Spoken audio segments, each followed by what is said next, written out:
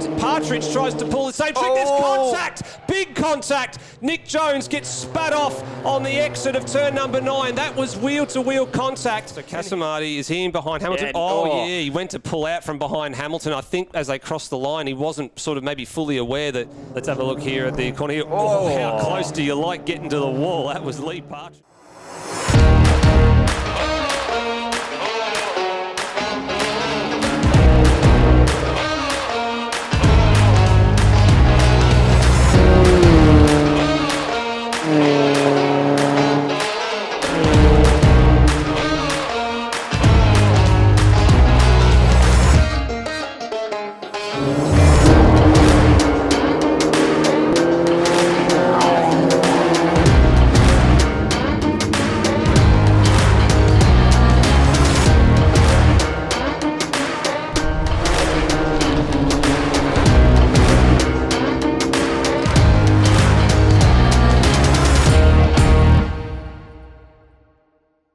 Round out the top 3 rows. We are looking for the lights. They are on. We are seconds away from the start, and away we go. Pretty equal jump between the top 2 on the front row of the grid. Is that Casamati? It is, yes. Yeah, slow car away in the middle of the field. John Casamati out of about 8th place. He's the one that's at the back of the field. They're just crawling towards the yellow line of safety on the right-hand side. He's got going now, but he has lost a ton of time and room. Few lockups here. You've got to see Lee Partridge right under the rear gearbox of Jake Rowe going into turn number 1, getting very, very tight, close for comfort there. Big lockup from the pole sitter in Ash Quiddington on the front right Dunlop tyre going into turn 2. That was a bit unusual. A little bit of early nerves, I think, here. A few people just maybe just leaving their braking a touch too late. Got to settle that down, get into the groove here very, very quickly. Heading up the back straight for the first time. Big long line of Formula Vs. Ash Quiddington out in front.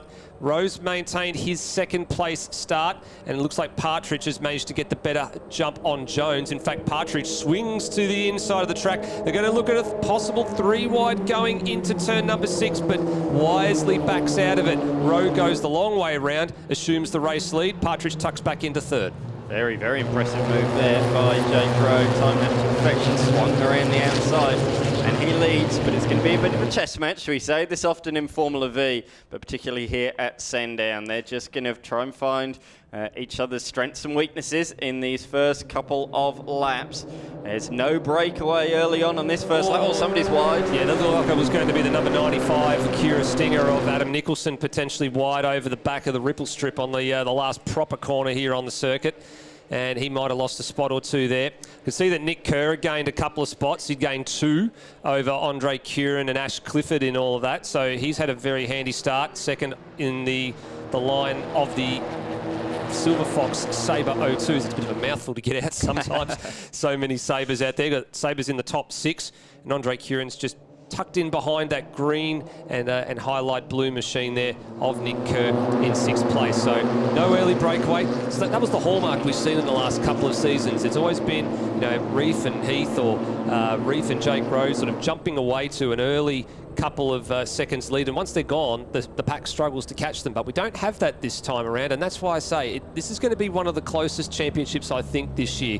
My gut feeling just tells me that there's something is going to be ultra special this year, given how close the qualifying was, given how close the racing is already, and with the seasoned veterans taking a sabbatical, it just opens the door. People are going to be hungry for this Formula V title this year. We saw behind the runaway winner last year, Reef McCarthy, the fight for second was fantastic all season long, and in the end it went to the man who is at the head of the field at the moment. But yeah, there's 5 or 6 cars that really could have taken second in the championship last year, and that I expect to see that fight for the title this year. Absolutely. There goes Lee Partridge. He assumes the race lead in the Working Drones Australia Sabre. Car number 28. New colour schemes for this year from plenty of drivers in the field. That one's probably the most noticeable of all of them. If you train your naked eye, you'll make an unremarkable observation. It looks like a Porsche livery from back in the day, so it has got that sort of resemblance to it. Done a very, very nice job putting that livery together. Certainly has. Certainly have. It looks, yeah, really good. It's hard to get used to Lee Partridge in a white and black machine, but it really does. It's really nicely presented. Jake Rowe certainly not changed his livery. That looks as good as it always does in the number 66 machine. He's moved up to second on this lap, now sits behind Partridge as they go up the back straight one more time.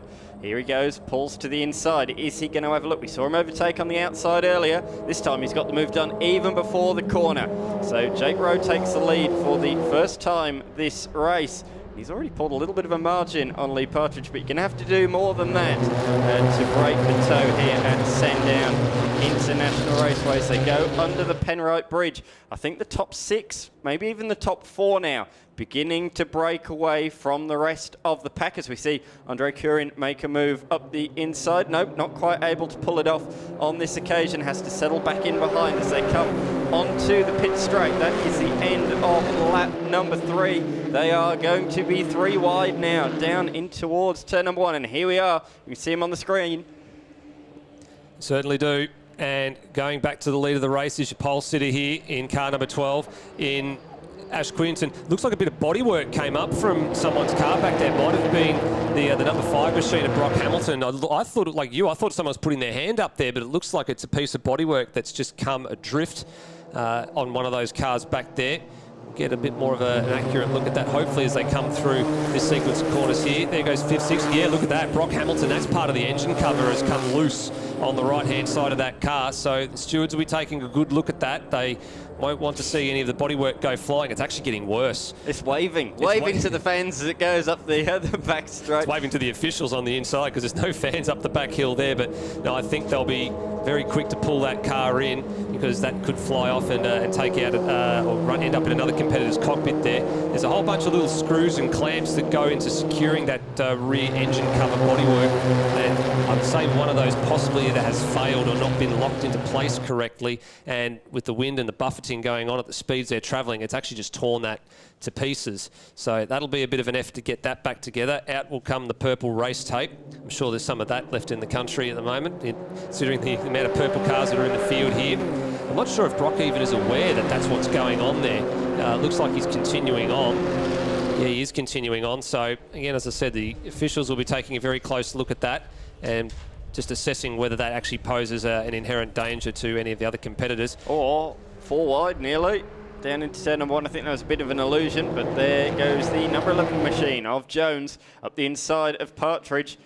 And Rowe having a look at the number 12 machine of Quiddington, the head of the field. These 4 have certainly broken away. Yep, they've put the hammer down and cleared out. Andre Curien has now cleared Adam Nicholson and has gone through to 5th place. And he's going to try and sort of reach out and see if he can touch the back of Nick Jones and try and catch up. But with all the fighting going on, they've stolen a march, and there it is.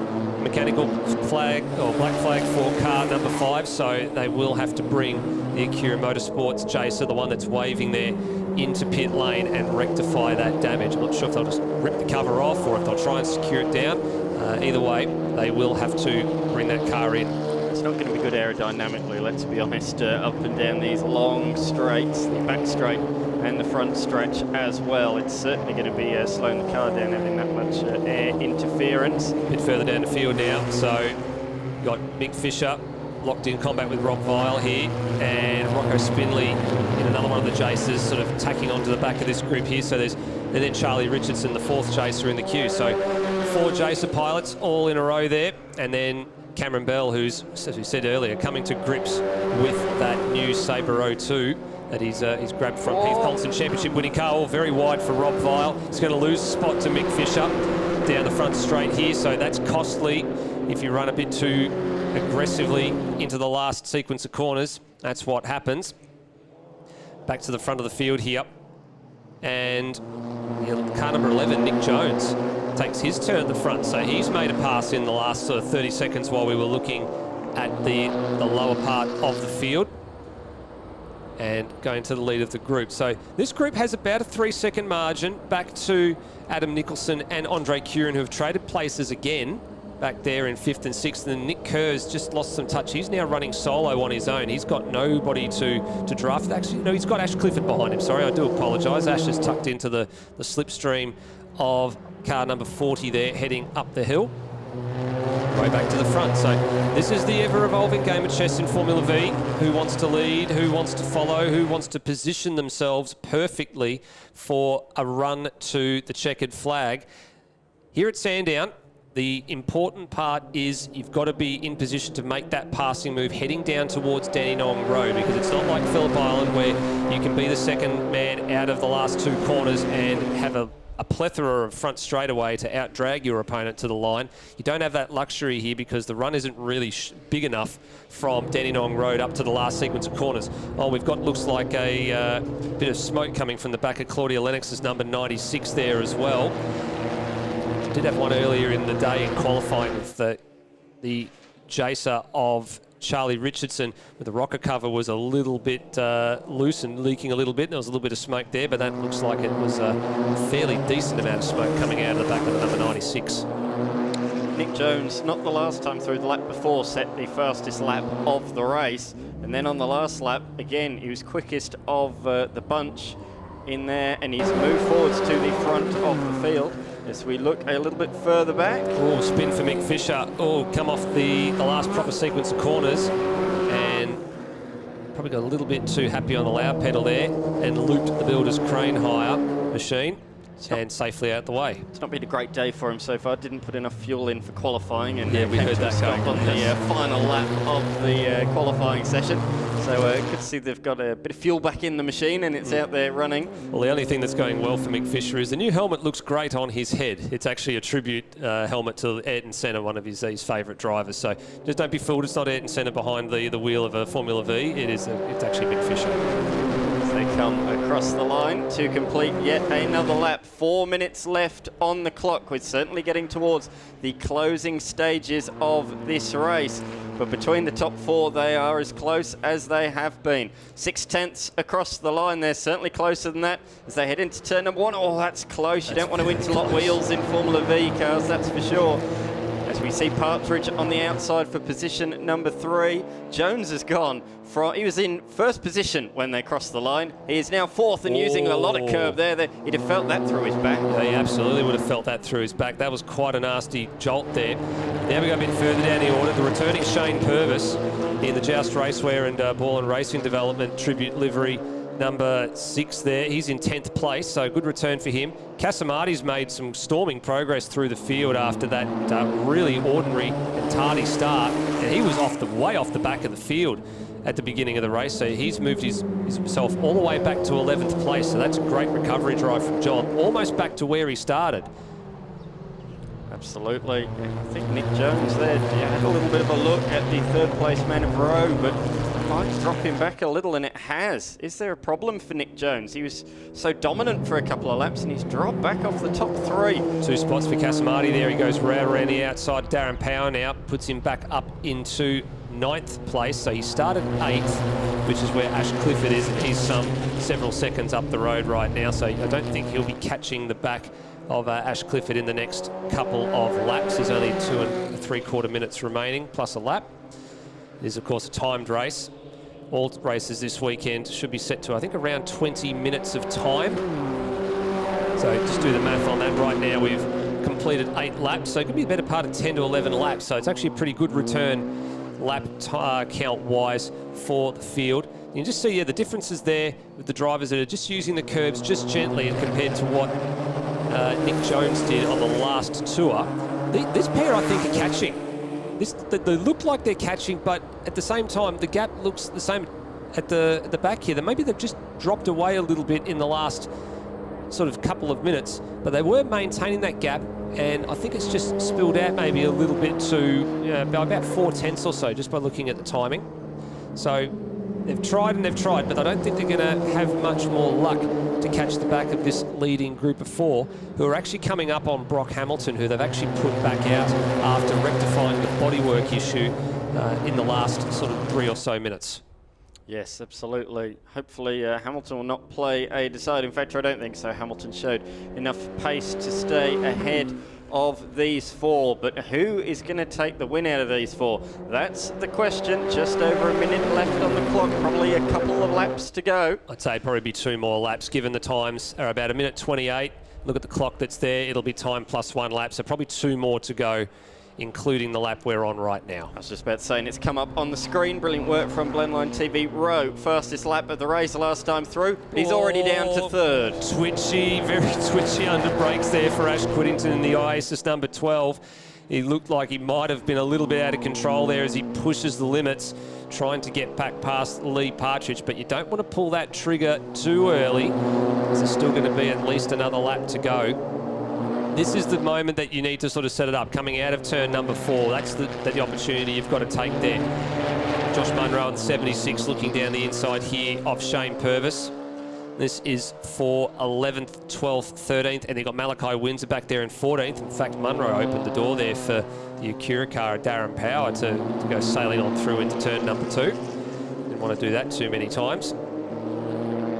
As I was saying, this is the drive here. Out of this corner here, up the back chute, and then passing to go over the top of the hill, and then down into turn number 6 and hold down into Dandenong Road. That's where your opportunity is going to come to get your final finishing position here at 10. Oh no, Adam Nicholson. That's down at Dandenong Road, turn number 10. Now that will cause a problem, because any passing getting up over the top of the hill will be sort of fraught with danger, because there'll be yellow flags at the top of the hill as well as what is down at Dandenong Road, and Nicholson's going nowhere. So whether or not I don't think they can call the race this early, because the leaders have actually just gone through and taken the last lap board. So this is crucial. All the passing that's going to happen here is going to happen right now, because I don't think they're going to have an opportunity up the top towards turn number 6. It's getting very willing. Nick Jones has gone to the front of the group here. He's timed that run super, super well, and Jake Rowe's gone through with him. There goes Whittington. That's going to shuffle Partridge in the Working Drones Australia car back to 4th. And for him, I don't think he's going to have much of a route back to the top step here. Let's have a look. This is what happened to Nicholson all on his own. He was in behind Kieran at one point, and he'd lost some touch, so he's dropped that, I'd say, on the outside. Probably gotten a little bit too close to the outside of the track. Put a foot on the grass. That's enough. And Jones went from 4th to 1st in the space of one straight. Here comes yellows will be out. Yellows will be out. So this is the problem. Jake Rowe's seen it. Yeah. Yellow at the top of the hill. There it is. That was in driver's briefing this morning, that if something was going on at turn number 9, they'd show the yellow at the top of the hill, and he needed to pull back into line there. Now this is a problem, because they're looking for the green flag. This is going to cause a little bit of chaos here. Someone's lost a nose. I think someone's lost a nose. It looks like it's Whittington lost his nose in all that kerfuffle going on, exiting turn 9 and 10. Jones has somehow managed to hold them off coming to the line here. I'd say Partridge is possibly going to sneak 3rd here, but it's going to be super tight at the line. Jones with the win, Rowe 2nd, and Partridge did manage to get 3rd after all. I think that lost nose for Whittington might have been his downfall, because he wouldn't have had the aero that he needed coming onto the very, very fast front straight. So Whittington, who was 4th and then managed to get past Partridge for 3rd at the beginning of that lap, finished behind him, and my oh my, there was a little bit of shenanigans going on as they were all looking for the green flag to get back to racing speed, exiting the yellow flag zone. Yeah, that was awesome. That really was a great battle, and really having their wits about them. Here we go. This is what happened on the final lap. So Jones went defensive into the corner. Didn't get the drive I think the ones behind were expecting. And there was Partridge, look at that, 2 through. Almost, did he have all 4 wheels in the grass there? It looked like he had pretty 2. Close to that is for close certain. To it. Sliding out sideways on the grass, kept the momentum, and managed to take 3rd position coming out of the final corner. There's plenty to talk about in that one, and that's what we were expecting, and they delivered on their promise. Absolutely. Now, just while we're looking at that one there, we'll look at the final results. So you can see Nick Jones with a half a second margin to Jake Rowe and Lee Partridge, and Whittington shuffled down the order there to finish 4th. So a second covering the top 4 group of cars after 11 laps of racing is absolutely fantastic. Andre Curran, he managed to claw back a little bit of that advantage late, but I think a lot of that was just of the checking up that was going on through the yellow flag zone.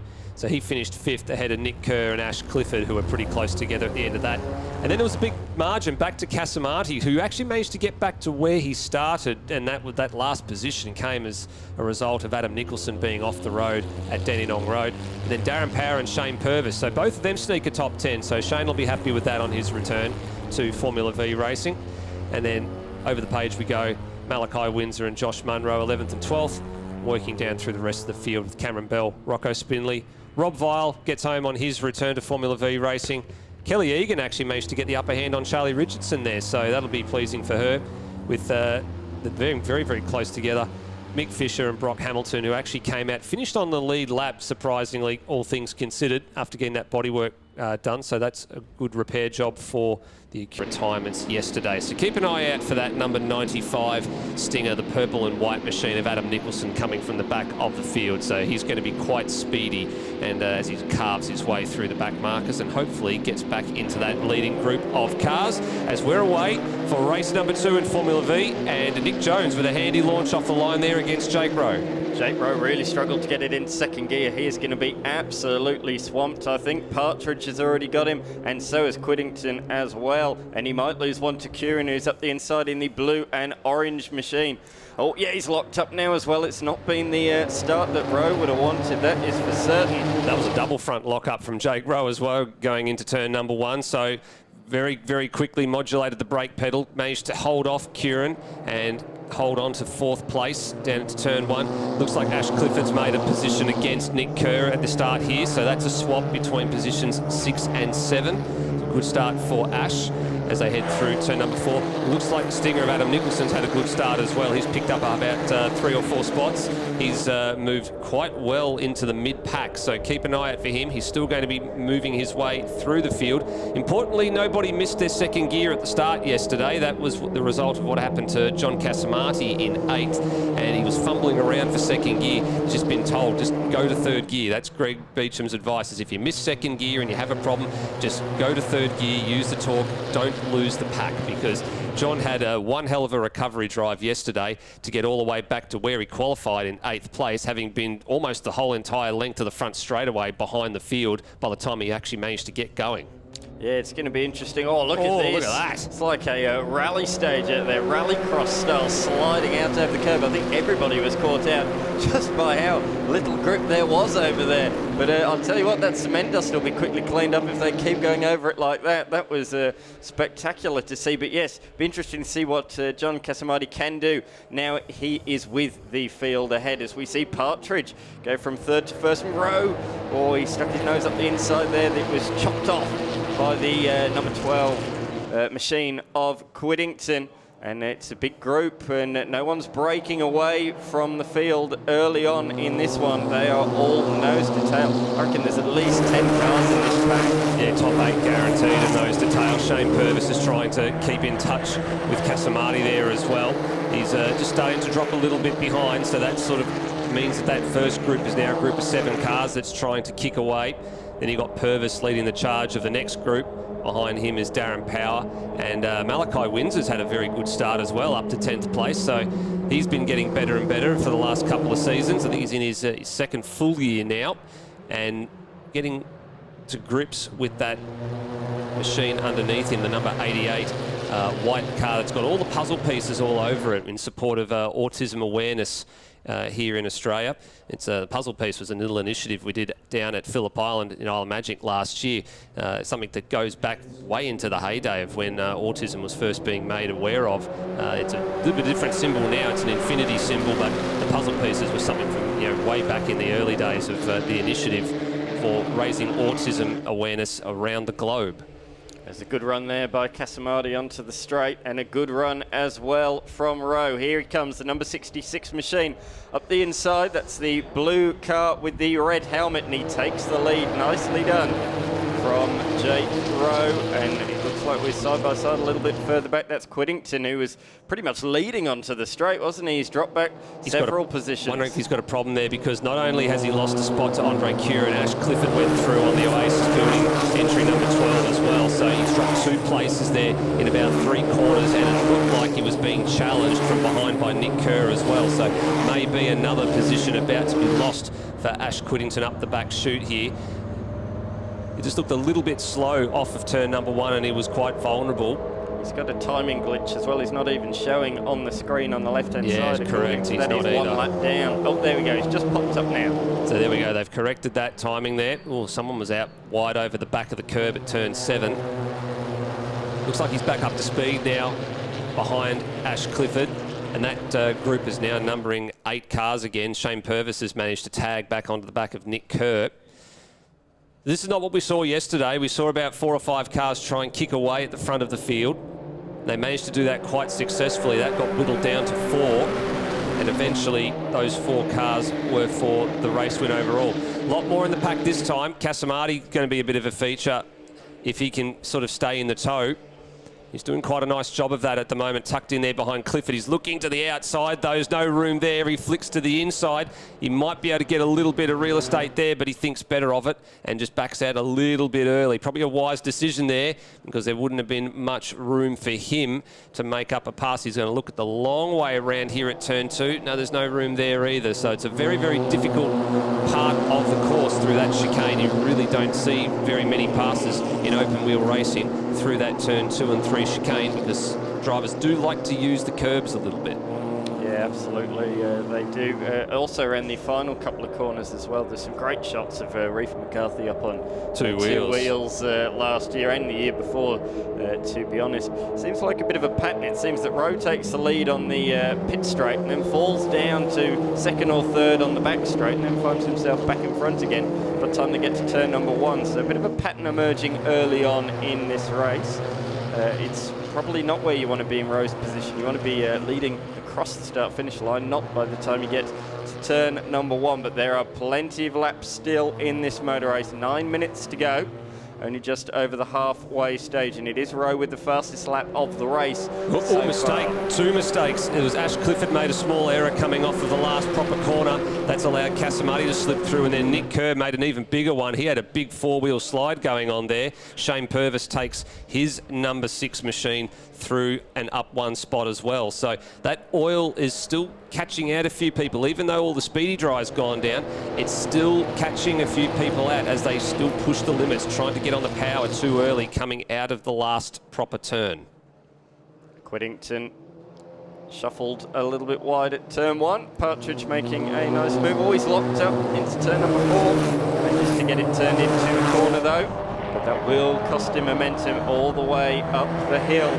It's a bit of a rise, isn't it? It's not a massive hill, not like Bathurst, but there is certainly a rise as you go up the back straight. And then just as you're about to turn into turn number 6, it starts to go down the hill. We'll see it here. So this is about the highest point. And then just before you turn it in, you just begin to go down the hill. The road falls away from you as you turn left, right, and then you've really got to get it slowed down for the really hard, slow left-hander we call Dandenong Road. There you go, and then using all the outside curb on the exit of Dandenong Road to get the drive out of the corner and then up to the last complex, this right over left chicane. It actually dives down just a little bit. There's only like about maybe a metre at worst in terms of elevation change. Then you pop out the other side. Oh, Casamati's gone for a wild ride. He might actually get the fence on the inside of turn 13.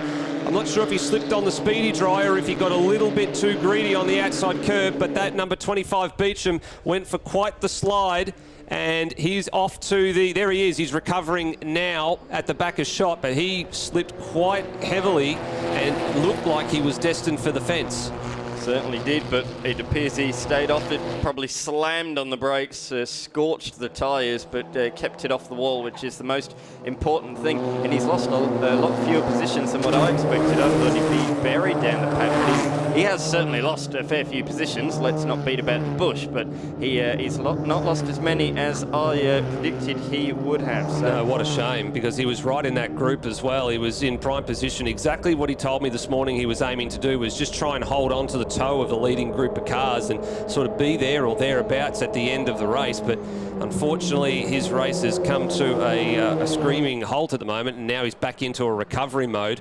And look at this. This is exactly what happened yesterday. Leading group of 4 cars, the same 4 cars again, look like they're set to duel it out for the win with little over 6 minutes remaining. They've dropped Andre Kieran in 5th place, and Ash Clifford's trying to hold on to him. And then you've got Nick Kerr and Shane Purvis in 7th and 8th that are about another 2.5 further back of Kieran and Clifford. So, well, that's what happens. You lose the momentum. It does split the pack up. People need to check up, and it creates these air margins that we're seeing right now. And unless something happens to this leading group of 4 cars, it's going to be down to them again for settling the podium positions in about 5 3/4 minutes from now. Yes, certainly is. Curran and Clifford, I think, need to work together really to catch up to the pack. Having said that, I think Kieran's dropping Clifford and is actually catching. Let's have a look. Last time through, he said his PB lap, 1:28.6, a second faster than Jake Rowe at the back of the 4-car train. So he is actually catching. First lap of the race was set last time through by Lee Partridge, who has just been demoted down to second position, right behind Jones, who now is heading the field in the blue number 11 machine, another car that's had a bit of a livery change in the off-season. Yeah, there's plenty of cars that have had some livery changes in the off-season. It's taken a little bit of time to get used to it. One of those cars is the one that's at the front of the field at the moment, with Lee Partridge ditching the all black and red livery hues from last year, going to the predominantly white Working Drones Australia livery this year. Very, very nice job that they've done down there. Good to see, as we were looking a bit further down the field as well, that I think all 4 of the 5 Acura cars were all line astern there, led by Brock Hamilton, who had that bodywork that came loose yesterday. Just a little grub screw. There's the way that the Formula V bodywork is mounted. You have these little mounting screws that go down into the hole. They will sort of twist and lock on and then hold that bodywork in place. And if you don't get the screw in exactly the right spot, it does mean that the bodywork does flap around a little bit. And that's all that happened yesterday, so it was a relatively easy fix after the race. But when he came into the pits, they basically pulled the bodywork down, put some race tape on it and said get going. He didn't even know that the bodywork was flying around, so it was after the race that he actually realised what had come a part of his number 5 machine. There was a yellow flag there on the front straight as well. I'm not sure who was off at turn number 1, but they withdrew the flag pretty quickly. Yes, they did. Nicholson, you said, starting from the back of the field, watch out for him, up to position number 11 in the 95 machine. PB lap last time through. He's in a great battle pack, 9, 10 and 11. You can see at the back of the shot in the purple machine up the inside, going for another position, but at the front of the field, Nick Jones retakes the lead.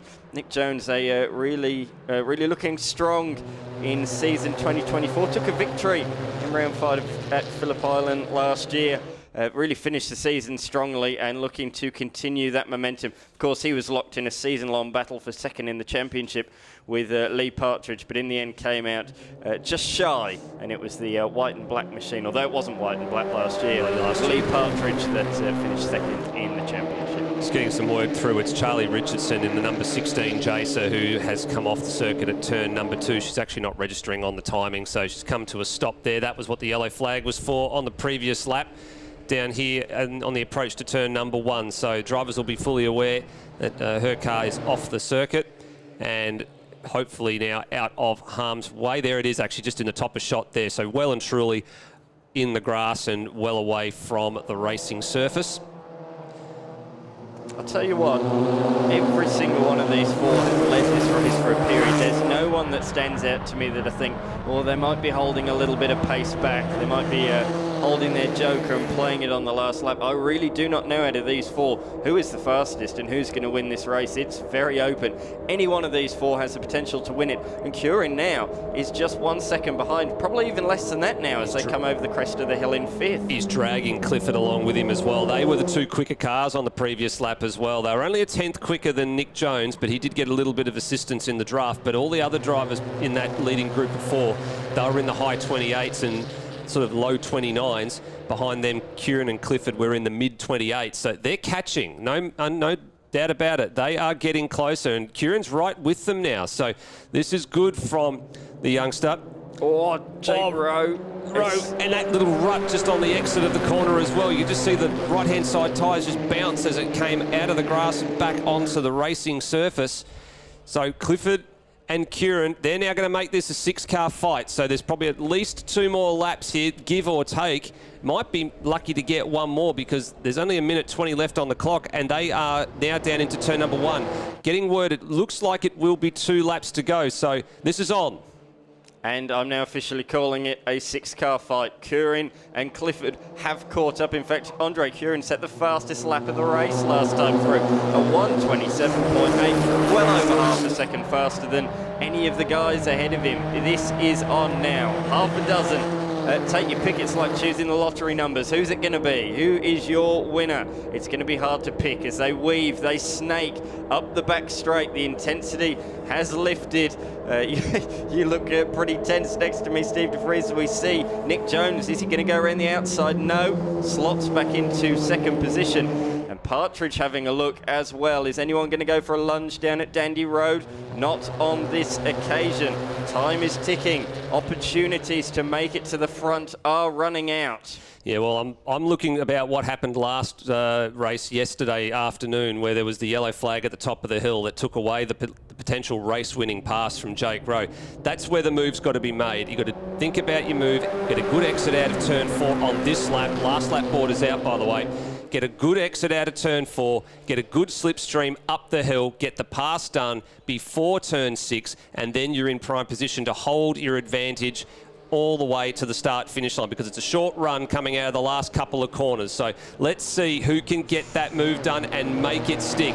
Jones will lead them into turn 1 for the final time. He may not be the leader when they get to the control line next time around, but he's going to do everything possible to hold them off. Up the hill, out of turn 4. This is the critical corner. Get good drive out of here. If you're in the tow, you're in a good position. And if you're the leader, potentially you're a sitting duck. It's got a little bit of a gap though, but Whittington has got his hands full with Partridge right now. Rowe's just sitting back there in 4th, waiting to pick up the spoils if something goes wrong.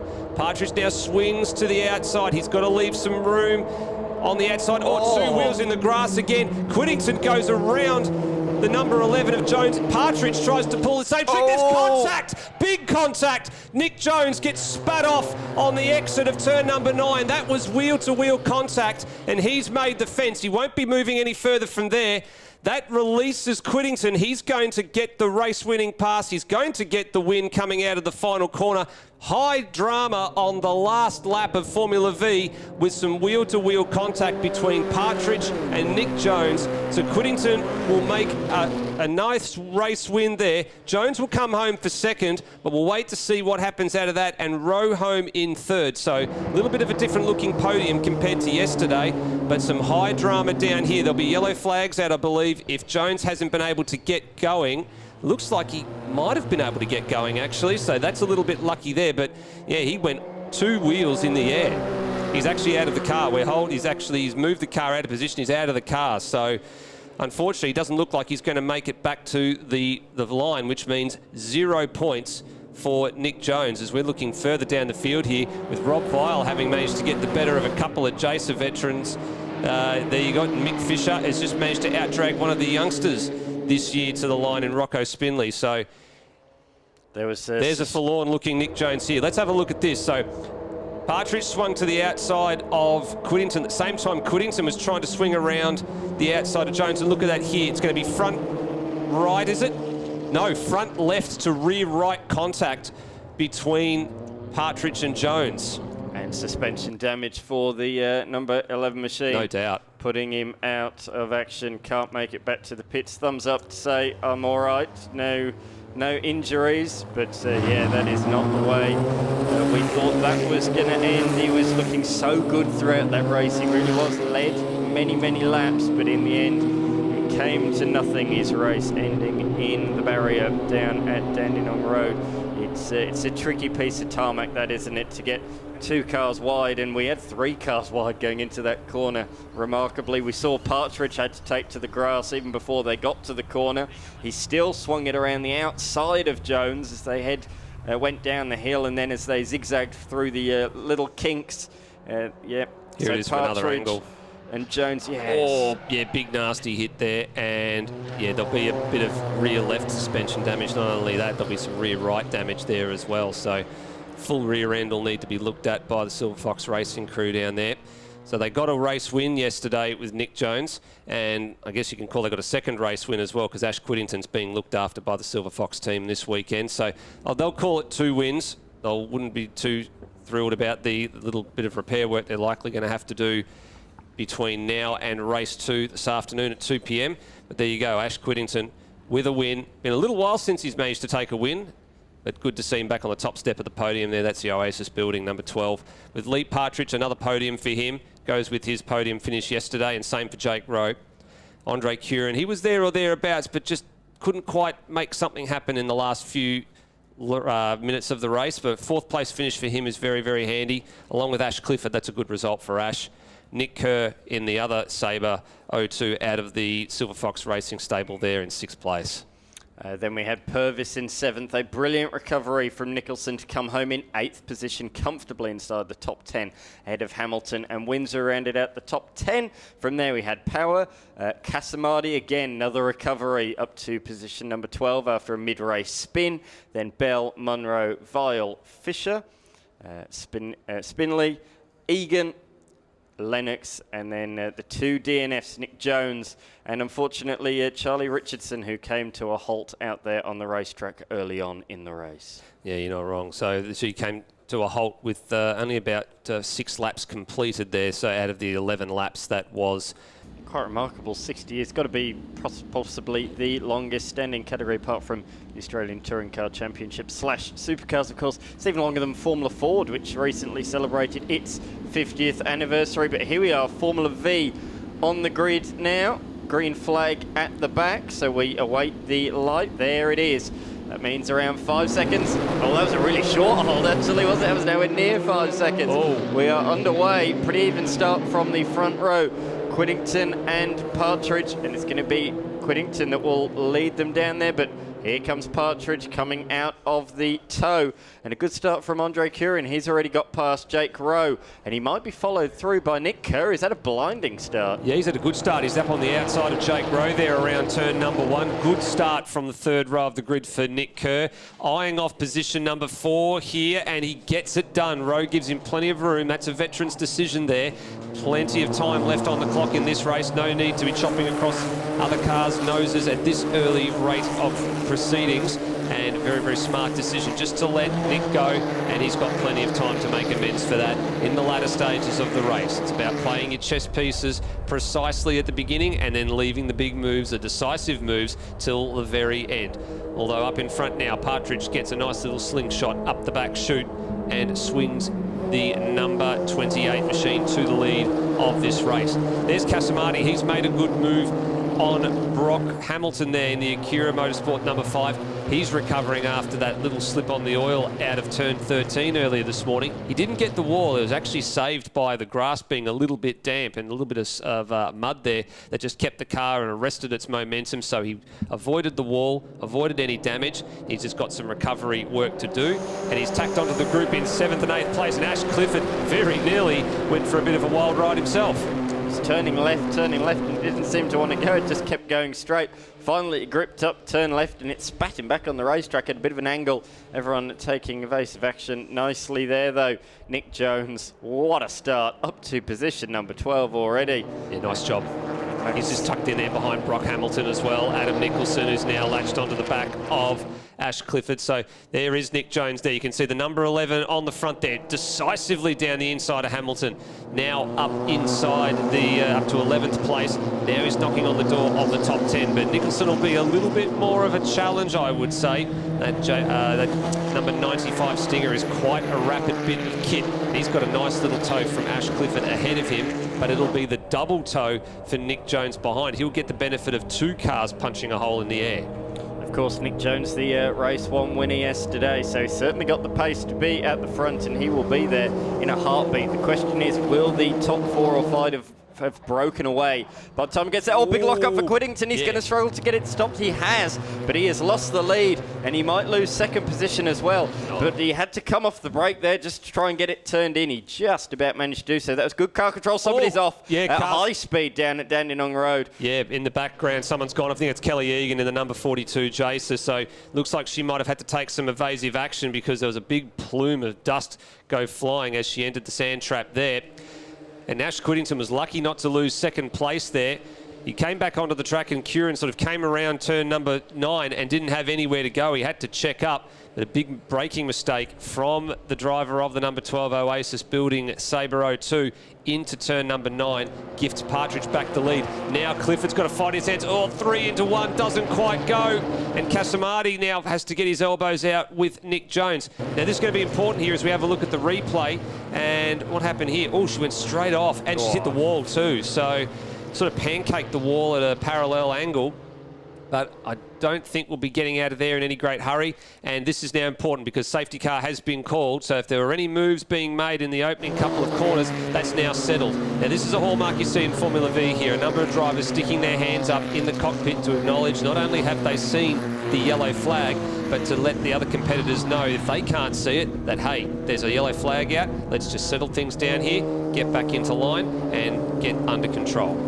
Tell you what, the top 5 are broken away, so this is great news for Nick Jones. He's up to 9th position, and it's a reset of the field. If he can get quickly past the 3 ahead, he's with that lead group. It's just a reset, and he's in contention for the race victory. So couldn't have come really for a better time for Nick Jones. He almost made his way up as far as he could, but there's a big gap to the leaders. This resets everything. A bit of smoke there, was there? No, I think that was my imagination. I actually think this is better for Nick Jones because he was up with Casamati, so I think you had him down here in 9th. I actually reckon he's either going to be 7th or 8th, so he's actually going to be a little bit better off than this when the timing screen updates itself, and he's actually up to 6th. Wow. So he managed to get that move on Casamati done before the yellow flag came out. So this is a lot better than what he thought was going to happen in the early going here. So good rapid progress through the field, timely safety car, right back with the lead bunch, going to be game on again. So very, very nice bit of driving from Nick Jones there, and, well, a bit of luck to go with it.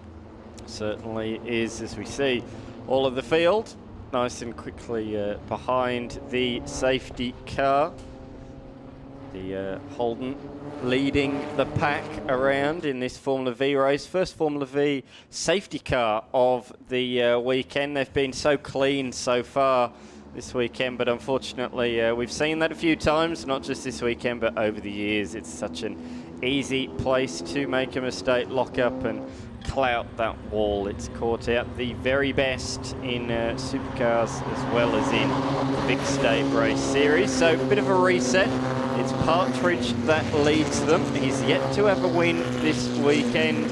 Quiddington was our winner earlier on today. It's been a very good day for Quiddington. He got pole yesterday. He's got a race win today, and he won the raffle, didn't he? He won the raffle, and I think he annoyed a few people by doing that because he wasn't expected to do that, but he's just come in and sort of kicked all their backsides, as a few of the Formula V competitors have said this weekend. They weren't expecting him to do so well after not racing at this place for up to 10 years, so it's almost like he never left it. No, and he's going to go even better potentially next round with his Metabo toolkit as well. Certainly so will. That was the prize for winning the raffle.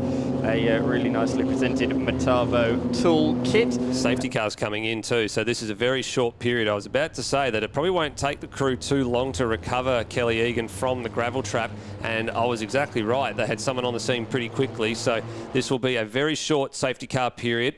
There you go. Partridge assumes control of the field, and the 20 cars that remain will now line up behind him, coming to the line here. Now, when do you push the go pedal? That's the thing. Safety car's not quite in pit lane yet, but Partridge going fairly early, is he? No, I thought he was going fairly early there. He's going to leave it right till the very last minute, but look at this for a restart. All nicely in a line. That's a fantastic restart for Formula V. There was one or two drivers that may have just been edging and chomping at the bit to jump the gun. There might be a little bit of scrutiny at the start-finish line, but for the front sort of half a dozen drivers, it looked pretty clean, and now they all fan out heading down to turn one. Great bunched restart. There goes Quiddington back to the lead of the race. So he's not wasting any time. Jones is right there too, and he's picked off his stablemate Nick Kerr.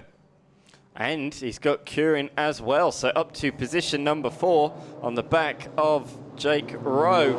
So they have all reshuffled themselves. We've thrown the pack of cards up in the air, and they have all shuffled themselves into a completely new order, as we say. So Quiddington now out in front, but by the time we go through the list again, it's not worth it because it will have all changed on the back straight once again. So Partridge coming back up the inside to retake the lead. He says, thank you very much. You've had the lead for quite enough. Thank you very much.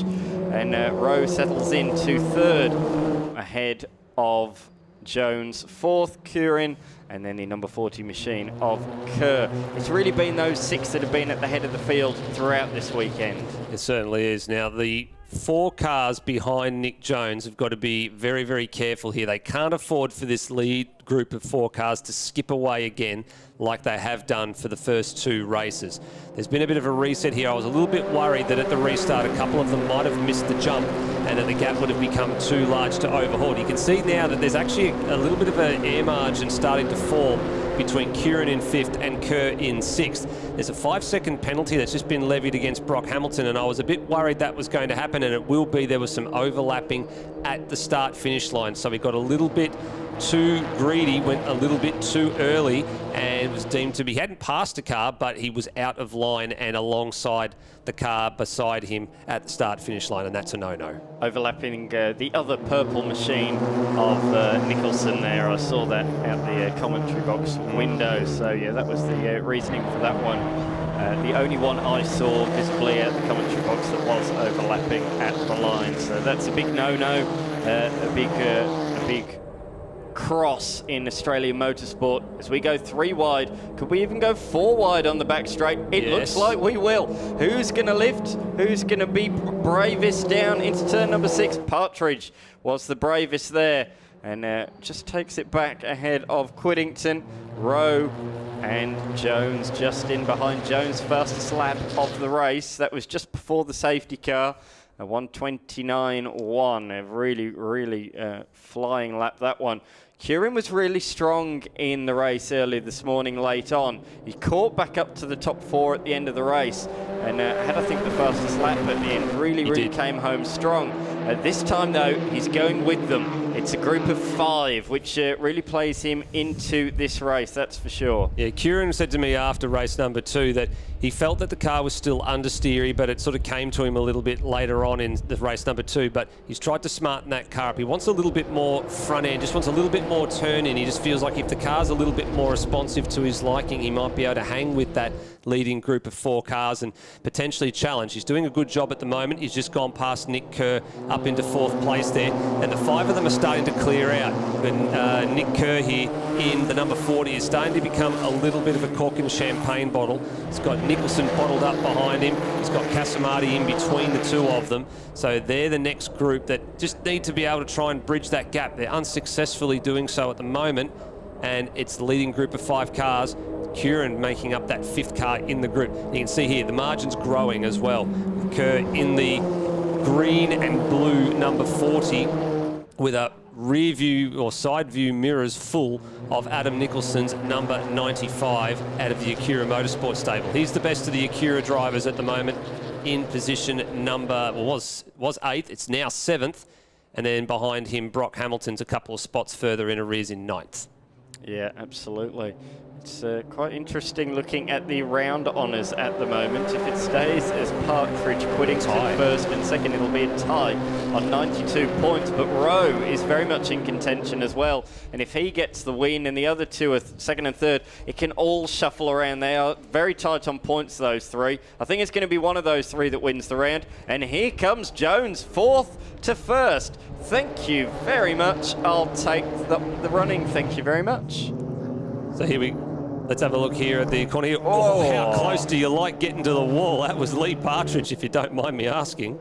It was hard to see who it was. They were that close to the wall. You just saw rocks and debris flick up in the air and a wheel slide past the Pertex sign there on the concrete wall. That's that wall there on the left-hand side as they head back up the back straight one more time. Nick Jones was fastest lap of the race again on the last lap. Look at that.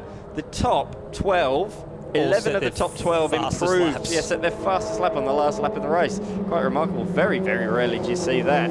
As Rowe swings it around the outside. Oh, Kerr's shortcut the chicane, and has he hit the wall? No, he's managed to keep it off the wall. That could have gone straight to the scene of the accident. He had to take some evasive action over the back of the rumble strip at turn number 7, and that spat him out the other side. Just got an awkward bounce, spat him out the other side, didn't collect any cars, but it does take him out of what was 6th place. So shame for Nick Kerr, and it'll drop him down in well and truly into the mid-pack, and that releases Casamati and who's that one there? Adam Nicholson, to try and latch onto the back of Andre Curran, who now is starting to struggle a little bit to keep in touch with the leading group of 4 cars, but they're starting to dice. So when they start to get their jiggy on like this, that just gives the ascendancy to Curran just to play catch up. Have a look here, top of the hill, 6th car in the picture, took some evasive action and then just had steering the wrong way, and then the car just bounced on him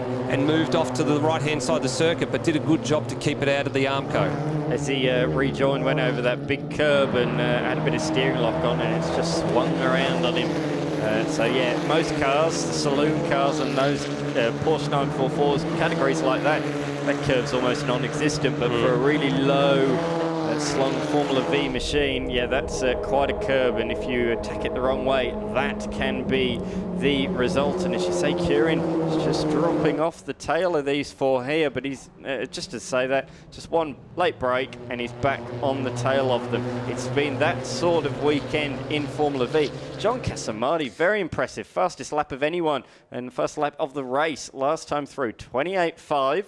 He's now on the tail. He's caught up to Nicholson and Curran to make it a 7-car train at the front of the field. Absolutely. I'd say it's going to be 2 laps to go this time around, just looking at the clock there with about 20 or so seconds on it. So that will give us another 11-lap duration. So we had 3 11-lap hit-outs in Formula V this weekend.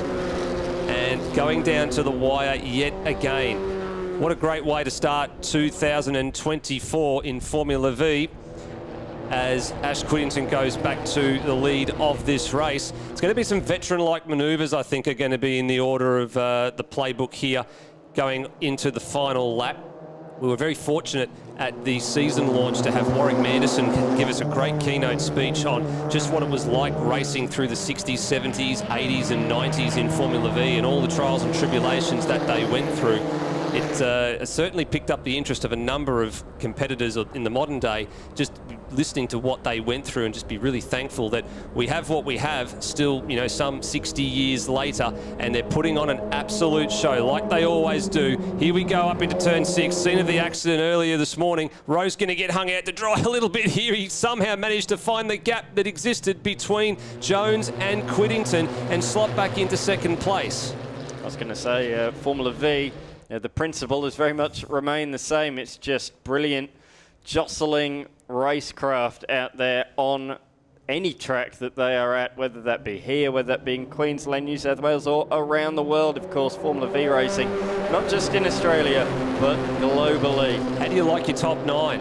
Your top 9 are covered by, was this 2.1 seconds, 1st to 9th. Absolutely nothing in it. There could be a lot of position changes this lap, so you've got to keep your eye on everything going on here at the moment, not just for the race win and the podium positions, but everything happening behind. It almost went 3 wide into turn 1. Somebody went wide. It was Brock Hamilton, who got unfortunately shuffled out a little bit there.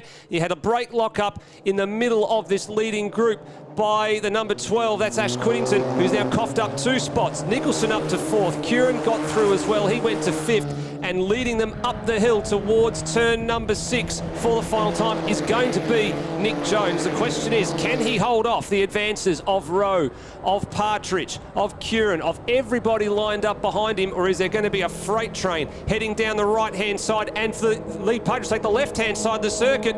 We're about to find out. Hold your breath. Rowe goes right around the outside. That's the move to do. He shortcuts the back of the chicane and he gains the spot. That's going to be probably looked at, I'd say, after this one's over. There was some room given, but he did have all 4 wheels outside the track limits. Heading now down to the final chicane for the final time. There's some juking and jiving for the minor spots back in the lower part of this top 5.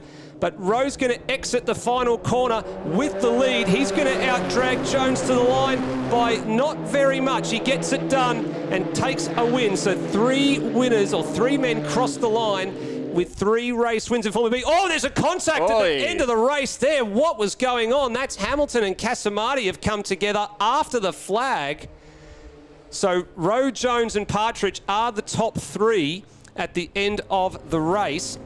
At the moment, as it stands, that would be enough to give Jake Rowe the overall honours by 2 points over Partridge. and by 6 points over Quiddington, who actually finished 5th. So have a look at this. That's the bit that I'm sort of going to be worried about there. That we'll have to see what happens or what race control does after that with shortcutting the back of the circuit. It was a fair attempt to pass around the outside, but we'll have to just wait and get final confirmation of that situation and confirm that Rowe is indeed the race winner. If it's not Rowe, it would be Lee Partridge, which means that we'd still have 3 winners overall for the round, but it would then mean that Partridge would be the round winner. So we'll wait and see what happens there. I want to have a look at what happened at this incident on the front straight, because this was most unusual. Certainly was. I think because they're in such a tight pack, people at the front slowed down. Here we go. And the guys in 6th and 7th didn't. So Casamati, is he in behind Hamilton? Yeah, Yeah, he went to pull out from behind Hamilton. I think as they crossed the line, he wasn't sort of maybe fully aware that the checkered flag was there. Brock's probably crossed the line and maybe just sort of taken his foot off the throttle to slow down. Maybe it's caught Casamati out. That's a bit of an unusual incident, that one. Yeah, they were separated by mere tenths of seconds across the line, and yeah, that's bizarre incident that has occurred there. But very bizarre. Nevertheless, there are the results. Just 600ths of a second, 62 thousandths between Jake Rowe and Nick Jones. Lee Partridge rounding out the race weekend with another podium in 3rd, just half a second back. Then Adam Nicholson, brilliant drive from him, stayed out of trouble, was really fast, made up positions and finished in 4th, ahead of Andre Curin. Our race winner earlier on today couldn't quite mix it with them on the last couple of laps and finished in 6th. That was Ashley Quiddington.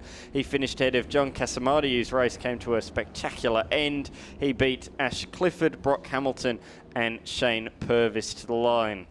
Beyond that, we had Darren Power, Malachi Windsor. Nick Kerr finished down in 13th. Not quite sure what happened to Nick Kerr there late in the race.